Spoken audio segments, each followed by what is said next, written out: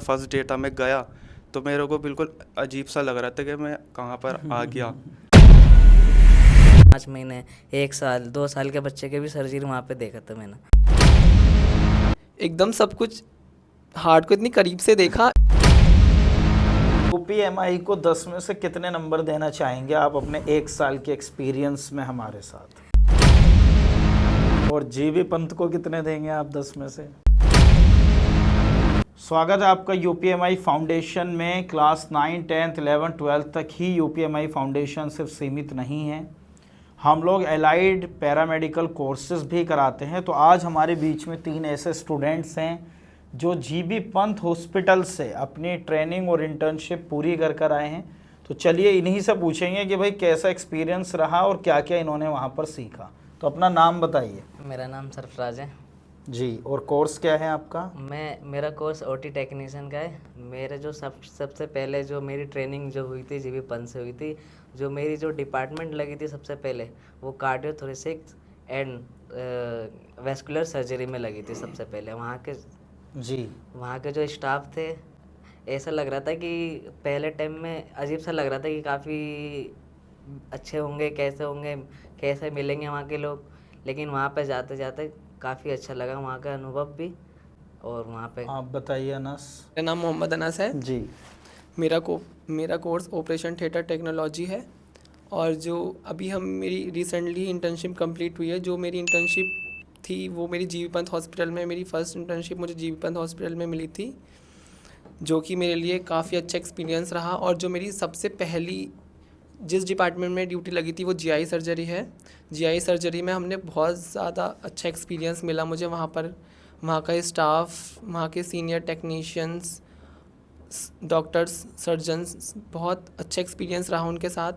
बहुत जी, आप सपोर्टिबल बताइए। पर्सन है। मेरा नाम हमज़ा है, मेरा ऑपरेशन थिएटर टेक्नीशियन मेरा कोर्स है। मेरी फ़र्स्ट इंटर्नशिप जीबी पंत हो और मेरा जो डिपार्टमेंट था वो न्यूरो सर्जरी था। न्यूरो सर्जरी में जब मेरा फर्स्ट डे था, मैं गया तो मेरे को बिल्कुल अजीब सा लग रहा था कि मैं कहाँ पर आ गया। मतलब इतना बड़ा आईसीयू या वार्ड जी देखकर। हाँ, इतना बड़ा। और वहाँ पर जो ना सब एकदम फास्ट काम हो रहा था। तो पहले दिन तो मेरे को समझ में नहीं आया कि क्या हुआ। जब धीरे धीरे वहाँ के टेक्नीशियन जो हमारे सीनियर्स हैं, उन्होंने मेरे को बताया कि बेटा ऐसे ऐसे काम होता है, यहाँ पर बहुत काम होता है न्यूरो में। तो वहाँ पर मुझे बहुत अच्छा एक्सपीरियंस मिला। वहाँ के टेक्नीशियन और एनेस्थीसिया डिपार्टमेंट के लोग बहुत अच्छे हैं। बहुत बढ़िया। तो देखिए, अब हो सकता है कि कुछ ऐसे व्यूवर्स भी हों हमजा जिन्हें यही ना पता हो कि न्यूरो सर्जरी क्या होती है। तो वो बताइए, न्यूरो सर्जरी में क्या होता है, क्या काम होता है वहाँ पर? न्यूरो सर्जरी में जैसे कि ब्रेन की सर्जरी होती है, स्पाइन की सर्जरी होती है, और वहाँ पर शंट भी डाले जाते हैं। बहुत सी सर्जरी होती है वहाँ पर, ये ब्रेन से रिलेटेड होती है ज़्यादातर सर्जरी है, जैसे ट्यूमर, कैंसर। आपके न्यूरो सर्जरी के एचओडी का क्या नाम है? हमारे न्यूरो वो Monika ma'am. Okay, doctor Monika. बहुत बढ़िया। एचओडी HOD जो है टेक्नीशियन इंचार्ज का क्या नाम है? वो हमारे जो मेरे टाइम में जो थे टेक्नीशियन थे वो राजेश सर। तो अब वो एक्सपायर हो गए। एक्सपायर हो गए? जी, ओहो, तो एक्सपायर हो गए थे। तो अब वहाँ पर सतपाल सर हैं सतपाल इंचार्ज। सर हैं। ओके, तो thank you incharge. Satpal sir हमारे बच्चों को इतना सपोर्ट करने के लिए। और doctor Monika, thank you so much कि आपने हमारे बच्चों को इतना सिखाया। कि बच्चे का एक्सपीरियंस ये था कि वो जब फर्स्ट टाइम गए तो उन्हें लगा कि यार ये क्या है, मैं कहाँ आ गया। लेकिन अब देखिए कि बच्चे कितने कॉन्फिडेंटली बता रहे। तो अनस, आप बताइए, आपकी ड्यूटी जीआई में थी। सबसे पहले जीआई का पूरा नाम क्या है? जीआई का गैस्ट्रोइंटेस्टाइन सर्जरी। ओके, क्या होता है वहाँ पर? वहाँ पर पेट से रिलेटेड सर्जरीज़ होती हैं, जैसे कि हमारा गोल ब्लैडर स्टोन का हुआ, लैप कोली हो गया, और पेट्स में जितनी भी हमारी पेट की सर्जरी होती हैं, लीवर की, ये सारे जीआई सर्जरी में ही परफॉर्म होती हैं। GI surgery. हाँ जी। आपके एचओडी का क्या नाम है? जी, हमारे जो एचओडी हैं उनका नाम सोहम चंद्र सर है। अच्छा, और हाँ जी। Technician incharge? जी, हमारे technician incharge mister Rajkumar. Mister Rajkumar. हाँ जी। तो once again thank you so much doctor Somchandra and Rajkumar ji, आपने हमारे बच्चों को इतनी अपॉर्चुनिटी दी।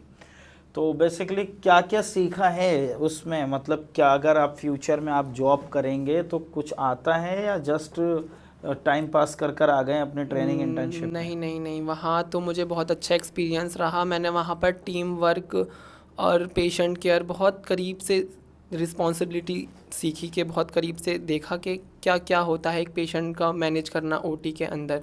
बहुत अच्छे से वो मैंने इवन देखा। आपने मुझे बताया था कि एक नया डिपार्टमेंट CSSD वहाँ पर ओपन हुआ है, वहाँ पर जो डिवाइसेस हैं वो भी आपने चलाए हैं, जिसकी ओपनिंग डॉक्टर रेखा गुप्ता जी ने की। हाँ जी, हम आपको बताना चाहेंगे अभी रिसेंटली ही वहाँ पर अभी एक न्यूरो का कैथ लैब ओपन हुआ है जहाँ पर DSA वगैरह परफॉर्म होते हैं। जैसे अच्छा। कि ब्रेन में जो हमारे क्लॉट हो जाता है उसको ओपन करने के लिए जो DSA परफॉर्म किया जाता है वो अभी ओपन हुआ है।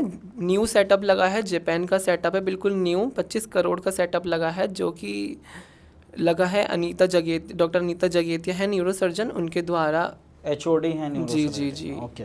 परफॉर तो सीखा है बहुत कुछ। सरफराज, आपकी ड्यूटी CTVS में थी, तो सबसे पहले तो ये बताइए कि CTVS का पूरा नाम क्या है?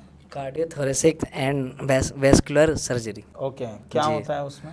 इसमें सर्जरी होता है हार्ट के एक्सटेंशन की। इसमें क्या कहते हैं, बाल जैसे कि छल्ला वगैरह जो डालते हैं उसमें ज़्यादातर बच्चे मोस्टली, ज़्यादातर मैंने अपने टाइम में देखा वहाँ पे कि बच्चे के केसेस ज़्यादा हो रहा था। जैसे 3 महीने, 4 महीने, 5 महीने, 1 साल, 2 साल के बच्चे के भी सर्जरी वहाँ पे देखा था मैंने। CTVS। जी। और किस चीज़ की सर्जरी होती थी? बाल की, जैसे बच्चे के होल थे छोटे छोटे, जैसे कि दिल में होल्स हो जाते हैं उसके लिए। और ये ओपन हार्ट सर्जरी होती जी, है? ओपन हार्ट सर्जरी हो तो रहा था। पूरा चेस्ट खोल देते हैं यहाँ जी जी, से, पूरा चेस्ट खोलना और होता था। खोलने के बाद देखते हैं। फिर खोलने के बाद उसको देखते हैं। तो फिर मज़ा वहाँ पे आता था सर्जरी करवाने में? जो उसकी जो कॉटेज जो उस पर चलाते, लेयर चलाते काटने के लिए, जो उसकी स्मेल थी, हम तो फर्स्ट टाइम थे तो हमें अजीब सा लग रहा था। उसका स्मेल ऐसा लग रहा था कि पता नहीं कौन सी स्मेल है, क्या हो रहा है, ये कैसा लग रहा है, अजीब सा लग रहा था। उसकी फिर उसकी आदत हो गई हमें, फिर करते करते मैं और फिर। आज आपका कॉन्फिडेंस कैसा है चीज़ों को लेकर? बहुत अच्छा है हमारा। ये अच्छा है। मुझे ये बताइए, आपने CTVS में काम किया, इसके बाद आपने कहाँ काम किया? इसके बाद मेरी गैस्ट्रो में हुई थी। गैस्ट्रो में क्या सीखा?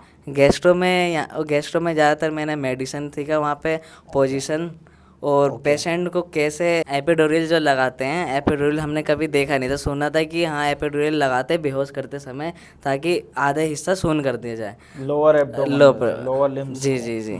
तो काफ़ी लोग, अब मैं यानी कि मेरी जब तक इंटर्नशिप नहीं लगी थी तो काफ़ी लोग अफवाह फैलाते थे कि वहाँ पे बेहोश कर देते, उसे लगाते, वहाँ पे दिक्कत चलती है आगे लंबे समय तक।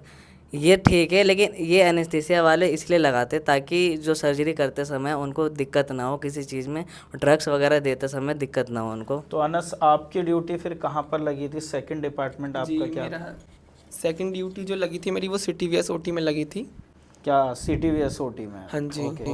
तो आपकी ड्यूटी रोटेट हुई सरफराज? हाँ जी हाँ फिर जी। आपने क्या सीखा जी वहाँ? जी, मैंने वहाँ पर सीखा जैसे कि हमारा जो कुछ एक एक्सेप्शनल एक्सपीरियंस बताइए कि this is for me first time. जैसा हमजा ने बताया कि जब मैं पहली बार लैब में गया तो मेरी आंखें फटी रह गई कि यार मैं कैसे काम करूँगा, सब लोग इतने तेज भाग रहे हैं, सब कुछ तेज हो रहा है। जी, हम आपको बताते हैं। जैसे कि फ़र्स्ट टाइम ऐसा हुआ कि एक जो हमारी बाईपास सर्जरी परफॉर्म हो रही थी OT के अंदर, तो फर्स्ट टाइम था जब पेशेंट का स्टर्नम, एक सो मशीन होती है जिससे हम स्टर्नम पेशेंट का ओपन करते हैं।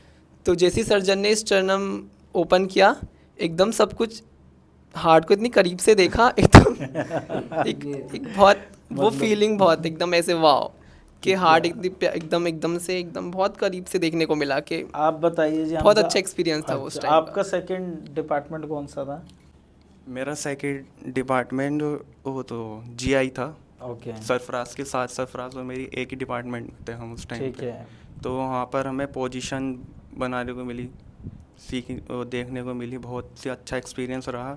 वहाँ पर सब लोग एकदम सीरियस रहते हैं GI में भी, मतलब काम को लेके बिल्कुल काम को एकदम लेके, कि काम कोई को कॉम्प्रोमाइज़ नहीं है, काम को कॉम्प्रोमाइज़ नहीं लेके। बिल्कुल भी, बस काम होना चाहिए, काम होना चाहिए। जबकि बस। देखिए जीवी पंथ हॉस्पिटल में अगर हम बाहर मरीजों को देखेंगे तो उनको ये लगता है कि अंदर काम ही नहीं हो रहा। हाँ, काम ही नहीं हो रहा। हाँ, लेकिन एक्चुअल में अंदर कितना काम, कितनी मेहनत, कितना पोटेंशियल। और एक चीज़ और देखी होगी आपने कि मरीज़ तो अपने घर है, लेकिन मरीज के लिए पूरा प्लान डॉक्टर बना रहा है, वो दूसरे डॉक्टरों से मीटिंग कर रहा है, उसको डॉक्टर्स टाइम नहीं दे रहे। फॉर एग्जांपल गैस्ट्रो वालों को कोई ओपिनियन चाहिए कार्डियो वालों से, तो वो खुद जा रहा है SR, उसको टाइम नहीं दे रहे, कल आना, परसों आना। तो ये बताइए मरीज को क्या लगता है और एक्चुअल में क्या पोजीशन है अंदर? मरीज़ को तो कुछ नहीं लगता। मरीज़ को लगता है कि उनके मरीज़ के अटेंडेंट्स को लगता है कि अंदर हमारा पेशेंट है। हाँ। तो वो बार बार, जैसे कि हमें ब्लड के लिए भेजते थे, तो बार बार उनका हमारे से यही क्वेश्चन रहता था कि हमारा मरीज़ कैसा है। तो मैंने बताया कि आप बिल्कुल भी टेंशन मत लीजिए, आपका मरीज़ अंदर बिल्कुल सेफ है। हमजा बताइए कि एक्चुअल में हॉस्पिटल में क्या हो रहा होता है। जीबी पंत जैसे जो इंडिया का एक टॉप सुपर स्पेशलिस्ट हॉस्पिटल है, और मरीजों को क्या लग रहा होता है बाहर, इसमें कितनी सच्चाई और कितना झूठ है? देखिए सर, वहाँ पर मरीज़ों को ये लग रहा होता है कि हमारे पेशेंट को सही से देखते ही नहीं है। मतलब कि जल्दबाजी में काम करते हैं। आप उसमें ओपीडी में जाके देख लीजिए कि उन्हें लगता है कि इतनी भीड़ होती है ना, उन्हें लगता है कि बस खाली डॉक्टर ऐसे ही देख रहा है, लेकिन नहीं, डॉक्टर वहाँ पर बिल्कुल बहुत ध्यान से देखते हैं हर एक पेशेंट को। ऐसे देखते हैं कि जैसे कि हमारी फैमिली का ही सदस्य है वो। बहुत बढ़िया। अनस, आप बताइए आपका क्या एक्सपीरियंस रहा है? जी, ये तो एक बहुत अच्छा सवाल है कि हम आपको बताना चाहेंगे क्या होता है। एक्चुअली ऐसा होता है कि फैमिली वालों को लगता है कि हमारे पेशेंट के बारे में डॉक्टर क्या कर रहे हैं, क्या नहीं कर रहे हैं, मतलब कि ध्यान रख रहे हैं या नहीं। एक्चुअल में हम आपको बताएं, ओटी में हमारी ड्यूटी है, जनरल आईसीयू में जितनी बार भी मेरी ड्यूटी लगी है, एक्चुअल में जो डॉक्टर्स वगैरह होते हैं आपस में डिस्कशन ही सिर्फ और सिर्फ पेशेंट के बारे में करते हैं। लाइक मरीज को लगता है कि पता नहीं डॉक्टर क्या कर रहे हैं, लेकिन डॉक्टरों के पास मरीज के अलावा कोई काम ही कोई नहीं टॉपिक ही नहीं होता उसके अलावा, उनके अलावा ही कोई टॉपिक नहीं होता। जितनी बार भी मैंने सुना है, कन्वर्सेशन होते हुए देखा है, अरे बस पेशेंट के ही बारे में बात होती हुई देखी है। पेशेंट को क्या हो रहा है, जी, पेशेंट जी। ठीक है नहीं है, वार्ड में क्या उसके हुआ, बारे ICU में क्या हुआ। और ऐसा नहीं है कि डॉक्टर अपने पेशेंट को भूल जाता है, अरे बहुत बहुत टाइम तक ही याद रखते हैं पेशेंट की। जैसे कि अभी कुछ टाइम पहले की बात है, हम लोग जनरल आईसीयू में हमारी ड्यूटी थी, एक सर एक पूरी फाइल लेकर आते हैं, पूरा परफॉर्मा, फिर वो हमें दिखाते हैं कि ये एक पेशेंट थी, शायद उसका नाम याद नहीं आ रहा मेरे को, अलीशा ऐसी कुछ करके नाम था, ठीक है। हाँ शबाना करके नाम था कुछ पेशेंट का। पूरी फाइल लेकर आए, हाँ वो आईसीयू में जब वो आई थी इंटूबेटेड थी और बहुत काफ़ी कंडीशन ख़राब थी उसकी, शायद न्यूरो की पेशेंट थी। जनरल आईसीयू से वो अपने पैरों पर चल कर गई थी वेंटिलेटर से, तो उसका पूरा परफॉर्मा था। सर बहुत खुश हो रहे थे उसको हमें दिखा करके। आप बताइए जी सरफराज, आपको क्या इसमें? मरीजों को तो लग रहा है डॉक्टर काम ही नहीं करते, डॉक्टर हमारे मरीज को देख ही नहीं रहे, सुन नहीं रहे। मैं बताना चाहता हूँ कि जीबी पंत में जो फैसिलिटी है वो किसी हॉस्पिटल में नहीं है, क्योंकि वहाँ पे भले से रेफ़र के लिए लेते हैं, वहाँ पर डॉक्टर रेफ़र इसलिए लेते हैं ताकि वो उनको आगे से जो काम करने में उन्हें आगे कोई दिक्कत ना हो, आसानी हो जाए काम के लिए। बिल्कुल। अब उन्होंने एक सिस्टम और कर दिया है, उन्होंने ओपीडी में पर्चा बनवाने के लिए टोकन नंबर लगा ऑनलाइन से, लाइन में लगने की ज़रूरत ही नहीं है, सुबह जाओ नहीं जाओ कोई दिक्कत नहीं। लोग कहते हैं 40 पर्चा बनते हैं जीबी पंत में, मैं कहता हूँ 40 नहीं 100 पर्चे बनेंगे तुम्हारे, अपना टाइम से जाओ, अपने आराम से जाओ। अब आप ये बताइए, यूपीएमआई को 10 में से कितने नंबर देना चाहेंगे आप अपने 1 साल के एक्सपीरियंस में हमारे साथ? बिल्कुल 10 में से 10 दूंगा मैं, क्योंकि यहाँ पे मुझे बहुत कुछ सीखने को मिला, बहुत कुछ जानने को मिला। बहुत बढ़िया। अनस, आप बताइए जी। यूपीएमआई की वजह से ही ये सब कुछ पॉसिबल हुआ है। आज हम जो इंटर्नशिप कंप्लीट करके बैठे हैं वो इकराम सर और फैज़ान सर की वजह से ही पॉसिबल हुआ है। तो यूपीएमआई तो को कितने मार्क्स देंगे? 10 आउट ऑफ 10 देंगे। अगर इससे भी ज़्यादा कोई लिमिट होती तो वो हम नंबर देते। आप जी हमजा, कितने मार्क्स देंगे आप यूपीएमआई को? सबसे पहले सर आपका बहुत बहुत थैंक यू फैज़ान सर और इकराम सर का, कि आपने हमें बताया इस कोर्स के बारे में, हमें इस कोर्स में लाए, हमारी इंटर्नशिप कंप्लीट करवाई, बहुत अच्छा एक्सपीरियंस दिया यूपीएमआई में हमारा। तो 10 में से 10। और जीबी पंत को कितने देंगे आप 10 में से? 10 में से 10 पूरे फुल। बहुत बढ़िया। अनस, आप कितने देंगे जीबी पंत को? GB Pant 10 out of 10। Sarfaraz? Same 10 of 10 sir, तो बहुत बढ़िया। थैंक यू सो मच बच्चों, बहुत बहुत शुक्रिया। आप सबसे मिलकर मुझे बहुत अच्छा लगा, और हम ऐसे ही इस जर्नी को स्टार्ट रखेंगे और रिकमेंड करेंगे कि हम किस तरीके से फाउंडेशन को और बड़ा कर सकते हैं और बच्चों को हम किस तरह से लेकर जा सकते हैं। आप नेक्स्ट पॉडकास्ट में मिलेंगे मेरे दूसरे हॉस्पिटल के बच्चों के साथ और दूसरे कोर्स के। Thank you so much.